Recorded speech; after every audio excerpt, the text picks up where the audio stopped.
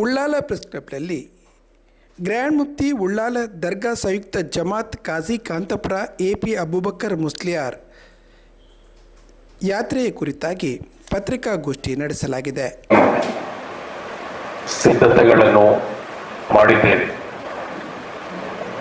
ಅದರ ಬಗ್ಗೆ ಆಗಿರುತ್ತದೆ ಈ ಪತ್ರಿಕಾಗೋಷ್ಠಿಯಲ್ಲಿ ನಮ್ಮ ಅಧ್ಯಕ್ಷರಾದಂತಹ BG ಹನೀಫಾಜಿಯವರು ಇದ್ದಾರೆ. ನಾನು ಪ್ರಧಾನ ಕಾರ್ಯದರ್ಶಿ ಮೊಹಮ್ಮದ್ ಶಿಹಾಬುದ್ದೀನ್ ಸಖಾಫಿ, ಜೊತೆ ಕಾರ್ಯದರ್ಶಿ ಮೊಹಮ್ಮದ್ ಮುಸ್ತಫಾ ಮದನಿನಗರ, ಕೋಶಾಧಿಕಾರಿ ನಾಜಿಮ್ ರೆಹಮಾನ್ ರವರು ಉಪಸ್ಥಿತರಿದ್ದೇವೆ. ಮನುಷ್ಯರೊಂದಿಗೆ ಎಂಬ ಧ್ಯೇಯವಾಕ್ಯದೊಂದಿಗೆ 2026 ಜನವರಿ 1ರಂದು ಇಂಡಿಯನ್ ಗ್ರ್ಯಾಂಡ್ ಮುಫ್ತಿ ಸುಲ್ತಾನ್ ಉಲಮಾ ಶೇಖುನಾ ಕಾಂತಪುರಂ ಎಪಿ ಅಬೂಬಕರ್ ಮುಸ್ಲಿಯಾರ್ ಅವರು ತಲಪಾಡಿಯಿಂದ ತಿರುವನಂತಪುರಂ ತನಕ 2026 ಜನವರಿ 1ರಿಂದ ಜನವರಿ 16ರ ತನಕ ಕೇರಳ ಯಾತ್ರೆಯನ್ನು ಆಯೋಜಿಸಿದ್ದಾರೆ. ಈ ಯಾತ್ರೆಯ ನಾಯಕತ್ವವನ್ನು ಶೇಖುನಾ ಎಪಿ ಅಬೂಬಕರ್ ಮುಸ್ಲಿಯಾರ್ ಅವರು ವಹಿಸಲಿದ್ದಾರೆ. ಉಪನಾಯಕರಾಗಿ ಬದರುಸ್ಸಾದಾತ್ ಸೈಯದ್ ಇಬ್ರಾಹಿಂ ಖಲೀಲ್ ತಂಗಲ್ರವರು, ಅದೇ ರೀತಿ ಮೌಲಾನಾ ಪೀರ್ ಅಬ್ದುಲ್ ರಹಮಾನ್ ಸಖಾಫಿ ಅವರು ಯಾತ್ರೆಯ ಉಪನಾಯಕತ್ವವನ್ನು ವಹಿಸಲಿದ್ದಾರೆ. ಕರ್ನಾಟಕದ ಉಳ್ಳಾಳ ಸೇರಿದಂತೆ 500ರಷ್ಟು ಮಹಲ್ಲಗಳ ಕಾಜಿಯಾಗಿದ್ದಾರೆ ಕಾಂತಪುರಂ ಉಸ್ತಾದರವರು. ಮಾನವ ಮನಸ್ಸುಗಳನ್ನು ಪೋಣಿಸಲು, ಮಾನವರಲ್ಲಿ ಪ್ರೀತಿಯನ್ನು ಹುಟ್ಟುಹಾಕಲು ಮತ್ತು ಅದರ ಪ್ರೀತಿಯ ಸಂಬಂಧವನ್ನು ಗಟ್ಟಿಗೊಳಿಸುವ ಉದ್ದೇಶವನ್ನು ಇಟ್ಟುಕೊಂಡು ಉಸ್ತಾದರವರು ಯಾತ್ರೆಯನ್ನು ನಡೆಸಲಿದ್ದಾರೆ. ಈ ಯಾತ್ರೆಯಲ್ಲಿ ಕರ್ನಾಟಕ ಸುನ್ನಿ ಜಮಿಯತುಲ್ ಉಲಮಾ ಇದರ ಅಧ್ಯಕ್ಷರಾದಂತಹ ಅಬ್ದುಲ್ ಹಮೀದ್ ಝೈನುಲ್ ಉಲಮಾ ಅಬ್ದುಲ್ ಹಮೀದ್ ಮುಸ್ಲಿಯಾರ್ ಮಾಣಿ ಅವರು ಸೇರಲಿದ್ದಾರೆ. ಅದೇ ರೀತಿ ಯಾತ್ರೆಯ ಬಾವುಟವನ್ನು, ಪತಾಕೆಯನ್ನು ಸೈಯದ್ KS ಆಟಕೋಯ ತಂಗಲ್ರವರು ಜಾಥಾ ನಾಯಕರಿಗೆ ಹಸ್ತಾಂತರಿಸಿದ್ದಾರೆ.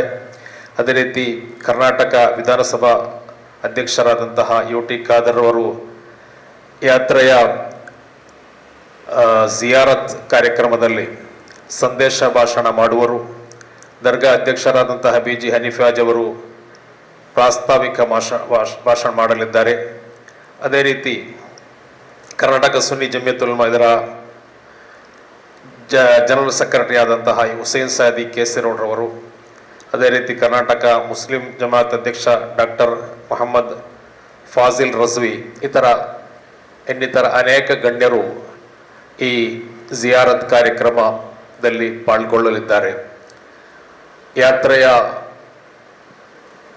ಮೊದಲು ಕೈಗೊಳ್ಳುವ ಈ ಜಿಯಾರತ್ ಕಾರ್ಯಕ್ರಮದಲ್ಲಿ ಹಲವು ಸುಸಜ್ಜಿತ ಕಾರ್ಯಕ್ರಮಗಳನ್ನು, ಸೌಕರ್ಯಗಳನ್ನು ನಾವು ಏರ್ಪಡಿಸಿದ್ದೇವೆ. ಪತ್ರಿಕಾಗೋಷ್ಠಿಯಲ್ಲಿ ದರ್ಗಾ ಸಮಿತಿ ಪ್ರಧಾನ ಕಾರ್ಯದರ್ಶಿ ಮೊಹಮ್ಮದ್ ಶಿಹಾಬುದ್ದೀನ್ ಸಖಾಫಿ, ಕೋಶಾಧಿಕಾರಿ ನಾಜಿಮ್ ರೆಹಮಾನ್, ಕಾರ್ಯದರ್ಶಿ ಮುಸ್ತಫಾ ಮದನಿನಗರ ಮೊದಲಾದವರು ಉಪಸ್ಥಿತರಿದ್ದು, ದರ್ಗಾ ಅಧ್ಯಕ್ಷರಾದ ಹನೀಫ್ ಹಾಜಿ ಕಾರ್ಯಕ್ರಮದ ಬಗ್ಗೆ ಮಾಹಿತಿ ನೀಡಿದ್ದಾರೆ. ಮನುಷ್ಯರೊಂದಿಗೆ ಎಂಬ ಧ್ಯೇಯವಾಕ್ಯ ಮುಂದಿಟ್ಟುಕೊಂಡು ಕೇರಳ ಮುಸ್ಲಿಂ ಜಮಾತ್ ರಾಜ್ಯ ಸಮಿತಿ ಆಯೋಜಿಸಿರುವ ಕೇರಳ ಯಾತ್ರೆ ಜನವರಿ 1ರಂದು ಉಳ್ಳಾಲ ದರ್ಗಾ ಜಿಯಾರತ್ನೊಂದಿಗೆ ಪ್ರಾರಂಭವಾಗಲಿದೆ ಎಂದು ಅವರು ತಿಳಿಸಿದ್ದಾರೆ. ಅಸ್ಸಲಾಮು ಅಲೈಕುಂ ವರಹಮತುಲ್ಲಾ. ಸಹೋದರರೆಲ್ಲರಿಗೂ ನಮಸ್ಕಾರಗಳು. ಇತಿಹಾಸ ಪ್ರಸಿದ್ಧ ದಕ್ಷಿಣ ಭಾರತದ ಅಜ್ಮೀರ್ ಎಂದೇ ಹೆಸರುವಾಸಿದಂತಹ ಕುತುಬುಜ್ಜಮಾನ್ ಸೈಯದ್ ಮೊಹಮ್ಮದ್ ಶರೀಫ್ ಅಲ್ ಮದನಿ ತಂಗಲ್ ದರ್ಬಾರ್ನಲ್ಲಿ ಇದೇ ಜನವರಿ 1, 2026ರಂದು ಉಲ್ಲಾಲ ಹಾಜಿ ಇಂಡಿಯನ್ ಗ್ರ್ಯಾಂಡ್ ಮುಫ್ತಿ ಸುಲ್ತಾನ್ ಉಲಮಾ ಎಪಿ ಅಬೂಬಕರ್ ಉಸ್ತಾದರವರು ಅವರ 3ನೇ ಕೇರಳ ಯಾತ್ರೆಯು ಉಳ್ಳಾಲ ದರ್ಗಾದಲ್ಲಿ ಪ್ರಾರಂಭವಾಗಲಿದೆ. ತಮಗೆ ಗೊತ್ತಿರುವಂತೆ 2012ರಲ್ಲಿ ಕೂಡ ಒಂದು ಅದ್ಭುತವಾದ ಕೇರಳ ಯಾತ್ರೆಯನ್ನು ಅವರು ನಡೆಸಿದ್ದರು. ಆ ಯಾತ್ರೆ ಕೂಡ ಉಳ್ಳಾಲದ ದರ್ಗಾದಲ್ಲಿ ಪ್ರಾರ್ಥನೆ ಮಾಡಿ ಆ ಯಾತ್ರೆಯು ಆರಂಭವಾಗಿತ್ತು. ಅದಕ್ಕೆ ಮುಂಚೆ 1999ರಲ್ಲಿ ಕೂಡ ಪ್ರಥಮ ಯಾತ್ರೆ ಕೂಡ ಆಗಿತ್ತು.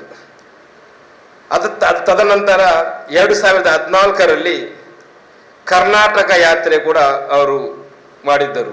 ಗುಲ್ಬರ್ಗದಿಂದ ಹಿಡಿದು ದೀರ್ಘಾವಧಿಯಲ್ಲಿ 16 ದಿವಸಗಳಲ್ಲಿ ಮಂಗಳೂರಿನಲ್ಲಿ ಅದು ಕೊನೆಗೊಂಡಿತ್ತು. ಆ ಯಾತ್ರೆ ಕೂಡ ಉಳ್ಳಾಲ ದರ್ಗಾದಲ್ಲಿ ಪ್ರಾರ್ಥನೆ ಮಾಡಿ ಪ್ರಾರಂಭವಾಗಿತ್ತು.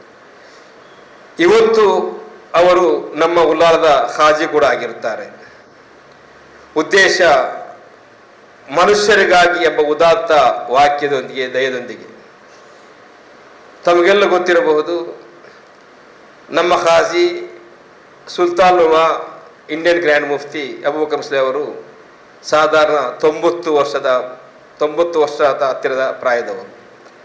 ಈ ಇಳಿ ವಯಸ್ಸಿನಲ್ಲಿ ಕೂಡ ಸಮಾಜದ ಸಮುದಾಯದ ಜನರ ಸೌಹಾರ್ದತೆ, ಸಹೋದರತೆ, ಏಕತೆಗಾಗಿ ಅವರು ಯಾತ್ರೆ ಮಾಡ್ತಾ ಇದ್ದಾರೆ.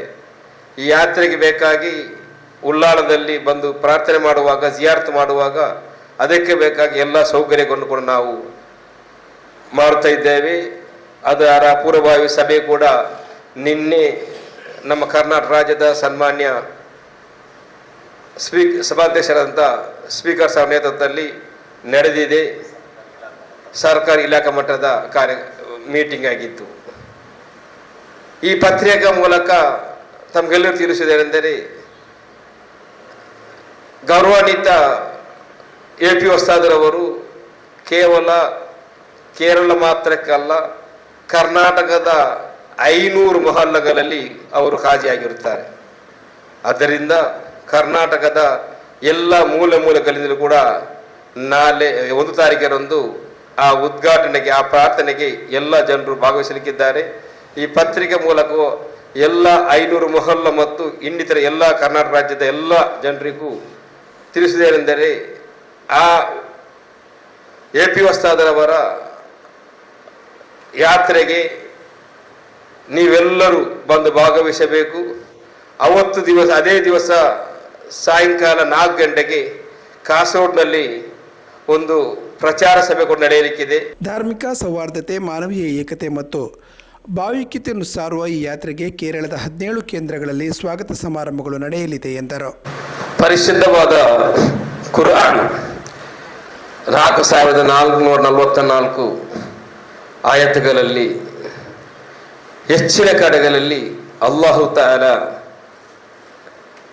ಓ ಮುಸ್ಲಿಮರ ಅಂತ ಹೇಳಿರೋದಲ್ಲ, ಯಾ ಅಯ್ಯುಹನ್ನಾಸ್, ಏ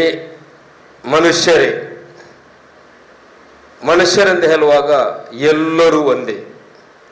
ಅದರಲ್ಲಿ ಯಾವುದೇ ಜಾತಿ ಮತ ತಾರತಮ್ಯವಿಲ್ಲದೆ ಎಲ್ಲ ಮನುಷ್ಯರು, ಎಲ್ಲ ಮನುಷ್ಯ ಜೀವಿಗಳು ಸಹೋದರತೆಯಿಂದ, ಸೌಹಾರ್ದತೆಯಿಂದ, ಸಮಾನತೆಯಿಂದ ಜೀವಿಸಬೇಕು ಎಂಬ ಉದ್ದೇಶಕ್ಕಾಗಿ